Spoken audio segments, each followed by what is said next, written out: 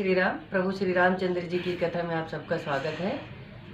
अगर आपको हमारे चैनल को सर्च करना है तो आपको लिखना है राम नई सीख नई राह, जिससे आपको हमारे चैनल की सारी वीडियोस आपको मिल जाएंगी। और मैं भी कोशिश करूंगा कि मैं अपने हर चैनल में बताऊं कि मेरे चैनल का नाम क्या है। इसी के साथ हम अब आगे बढ़ते हैं। अब यह कहानी वहाँ पहुँची है कि माता पार्वती माता शिव जी के लिए तपस्या करने जा रही हैं, जिससे उनका विवाह शिव जी से हो सके। उर्धरी उमा प्राणपति चरना, जाय विपिन लागी तप करना, अति सुकुमार न तप तनु तप जोगु, पति पद सुमिर तजेऊ सब भोगु। वे प्राणपति शिव जी के चरणों को हृदय में धारण कर वन में जाकर तपस्या करने लगे। पार्वती जी का अत्यंत सुकुमार शरीर तप के योग्य नहीं था, तो भी पति के चरणों का स्मरण करके भोग त्याग दिया। माता पार्वती जो बचपन से ही हिमाचल के घर में जन्मी और हिमाचल के घर में ही पली बढ़ी, उन्होंने कभी भी किसी भी प्रकार का दुख नहीं देखा था। अब उनको तपस्या करनी पड़ रही है प्रभु शिव जी को पाने के लिए, ताकि उनका विवाह हो सके। इसके लिए वो तपस्या करने गई हैं, और उनका जो शरीर है वो इतना कोमल है कि तपस्या के लायक नहीं है, फिर भी वह तपस्या करने के लिए वन में जा पहुंची हैं और तपस्या कर रही हैं। क्या नित नव चरण उपज अनुरागा, बिसरी देह तपय मनु लागा। संबत सास मूल फल खाए, सागु खाए सतवर्ष गंवाए। कछु दिन भोजन बारी बतासा किए, कठिन कछु दिन उपवासा। बेल पाति मई परई सुखाई, तीन सहस संबत सोई खाई। पुनि परिहरऊ सुखाने उपरना, उमय नाम तब भयऊ अपरना। देखी उमय तप खीन शरीरा, ब्रह्म गिरा भय गगन गंभीरा। भयऊ मनोरथ सुफल तव सुनु गिरिराज कुमार। परिहरि दुसह कलेश अब मिली है त्रिपुरारी। तो माता जब तपस्या कर रही हैं, शिव जी के चरणों में नित्य नया स्नेह उत्पन्न होने लगा। जब माता तपस्या करने लगी तो शिव जी को बारंबार याद करके एक नई ही योजनाएं बनाने लगी मन में। ऐसे तपस्या करी कि देह की सुधि भूल गई, तप में मन लग गया। 1000 वर्ष तक फल मूल खाए और 100 वर्ष तक साग खाकर बिताए। माता जब तपस्या कर रही थी तो 1000 वर्षों तक उन्होंने कहीं से फल खा लिया। मूल का मतलब होता है जो जमीन से कुछ निकलता है, जैसे शकरकंदी हो गई, आलू हो गया, ऐसी चीजें मूल कही जाती हैं। और 100 वर्ष तक साग खाकर बिताए। साग का मतलब ऐसा नहीं कि जाकर के कहीं साग जमा हुआ। साग का मतलब वो घास पत्ते जो उस समय वहां पर जमे हुए थे। कुछ दिन भोजन जल और वायु ही रह गया। कुछ दिन उन्होंने भोजन किया, कुछ दिन वायु ही पी करके रह गई, यानी भोजन भी नहीं किया। कुछ दिन कठिन उपवास किया, कुछ दिन उन्होंने भोजन किया, कुछ दिन जल ग्रहण किया, कुछ दिन वायु ग्रहण की, और कुछ दिन वायु तक को भी छोड़ दिया, यानी हवा सांस लेना भी उन्होंने छोड़ दिया। ऐसी तपस्या करी थी माता ने। जो बेलपत्र पृथ्वी पर गिरकर सूख जाए, उनको खाकर 3000 वर्ष बिताए। ऐसी कठिन तपस्या माता पार्वती शिव जी के लिए कर रही हैं कि कुछ दिन भोजन किया, फिर कुछ दिन केवल हवा के सहारे जी, कुछ दिन केवल जल के सहारे जी, और कुछ दिन वो सब भी त्याग दिया। फिर जो सूखे बेल के पत्ते पृथ्वी पर गिरते थे, उनको खा करके उन्होंने 3000 वर्ष बिताए। फिर सूखे पत्ते भी छोड़ दिए। तब उमा का नाम अपर्णा हो गया। अपर्णा का मतलब यही कि उन्होंने सूखे पत्ते भी खाने छोड़ दिए, सब कुछ छोड़ दिया, खाना पीना सब। उमा की देह क्षीण देखकर आकाश से गंभीर आकाशवाणी हुई। जब आकाश में देखा गया, जब प्रभु ने देखा, ब्रह्मा ने देखा कि अब जो है उमा का शरीर ऐसा हो गया है, इतनी कमजोर हो गई हैं, और उनकी तपस्या भी सफल हुई, तब उन्होंने उनको आशीर्वाद दिया कि हे पार्वती सुनो, तुम्हारा मनोरथ सफल हुआ, तुम समस्त कठिन तप छोड़ दो, अब तुमको शिव जी मिलेंगे। तब ब्रह्मा जी ने यह आशीर्वाद दिया कि अब तपस्या करना छोड़ दो। तुमने इतनी तपस्या की है कि भोजन पानी बेलपत्र तक छोड़ दिए, फिर सांस लेना भी छोड़ दिया, अब तुम्हें शिव जी मिलेंगे। अस तप काहू न कीन भवानी, भय अनेक मुनि धीर ज्ञानी। अब उर धरऊ ब्रह्म बरबानी, सत्य सदा संतत सुचि जानी। आवे पिता बोलावन जबहि, हठि परिहर घर जायऊ तबहि। मिलई तुम्हें जब सप्त ऋषिषा, जाने तब प्रमाण बागीशा। सुनति गिरा विधि गगन बखानी, पुलक गात गिरिजा हरसानी। उमा चरित में सुंदर गावा, सुनऊ संभ कर चरित सुहावा। जब ते सती जाय तनु त्यागा, तब ते शिव मन भयऊ विरागा। यद्यपि सदा रघुनायक नामा, जाता सुनई राम गुण ग्रामा चिदानंद सुखधाम शिव विगत मोह मद काम बिचरई मई धरि हृदय धरि हरि सकल लोक अभिराम।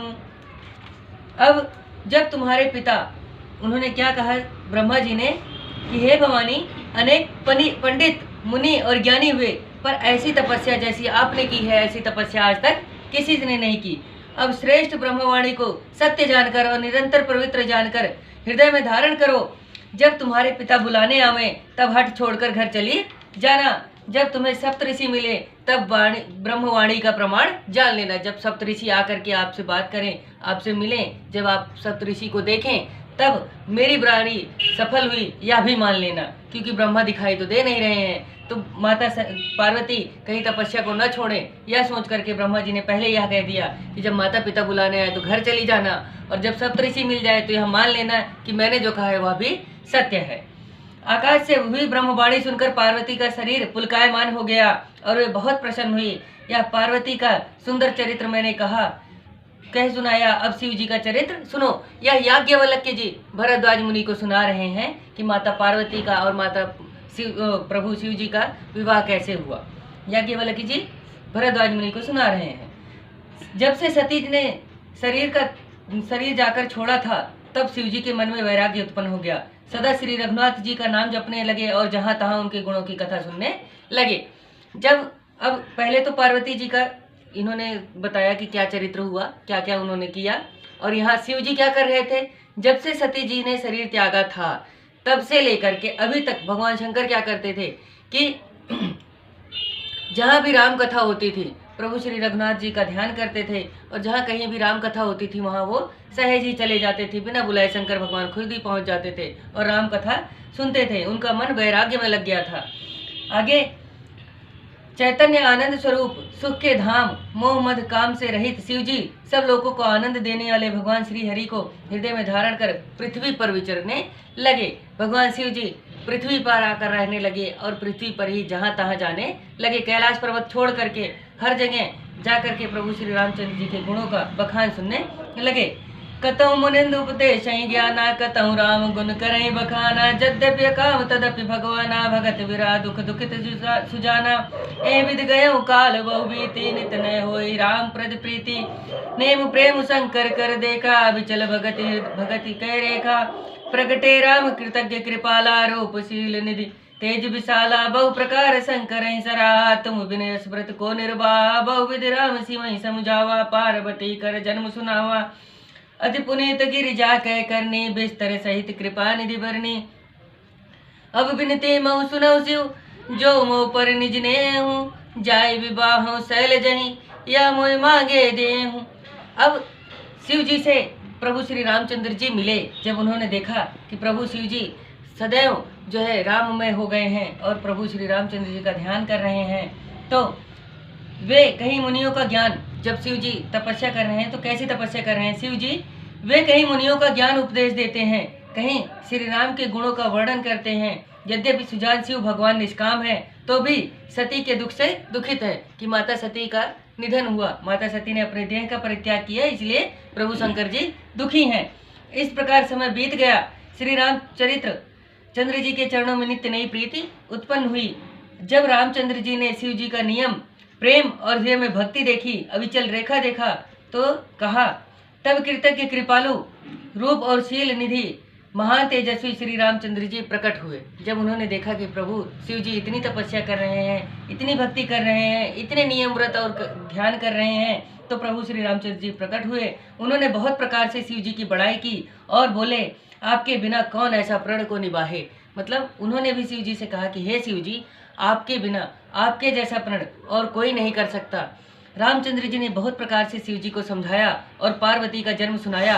कृपा निधान श्री रामचंद्र जी ने पार्वती जी की अति पवित्र करनी विस्तार सहित वर्णन की। उन्होंने जाकर के बताया कि पार्वती का जन्म हुआ है, जो सती ही हैं उनका पार्वती के रूप में जन्म हुआ है, और उन्होंने सारी कथा कह सुनाई। जिस प्रकार से माता पार्वती ने शिव जी के लिए तपस्या की, वह सारी तपस्या का वर्णन उन्होंने जाकर के शिव जी को बताया और कहा हे शिव, मुझ पर यदि आपका स्नेह है तो मेरी विनती सुनिए, मुझे यह वचन दें कि आप पार्वती के साथ विवाह कर लेंगे। अब रामचंद्र जी जाकर के प्रभु शिव जी से हाथ जोड़ करके यह विनती करते हैं कि हे शिव जी, अगर आपको मुझ में प्रीति है तो आप मुझ पर कृपा करके इतना कीजिए कि आप पार्वती से विवाह कर लीजिए, क्योंकि उनकी तपस्या भी ऐसी है और वही सती पार्वती के रूप में जन्म ले चुकी हैं, इसलिए आप उनसे विवाह कर लें तो बहुत अच्छा होगा। तो उन्होंने जा करके मांगा। इसी के साथ प्रभु श्री रामचंद्र जी की कथा को यहीं समाप्त करते हैं और आगे है प्रभु शिव जी ने किस प्रकार से जाकर के माता पार्वती से विवाह किया, और वह वर्णन बहुत सुंदर है। और हमारे साथ वीडियो में बने रहने के लिए आप सबका धन्यवाद। अगर आपको हमारी वीडियोस पसंद हैं तो आप इसे आगे बताइए और लोगों को भी बताइए। जो अच्छे लोग हैं वही रामचंद्र जी के अधिकारी हैं, वही प्रभु की भक्ति के अधिकारी हैं। इसी के साथ प्रभु श्री रामचंद्र जी की कथा में मैं आप सबका स्वागत करता हूं और हमेशा इसी प्रकार मैं आगे बढ़ता रहूंगा। इसी के साथ जय श्री राम।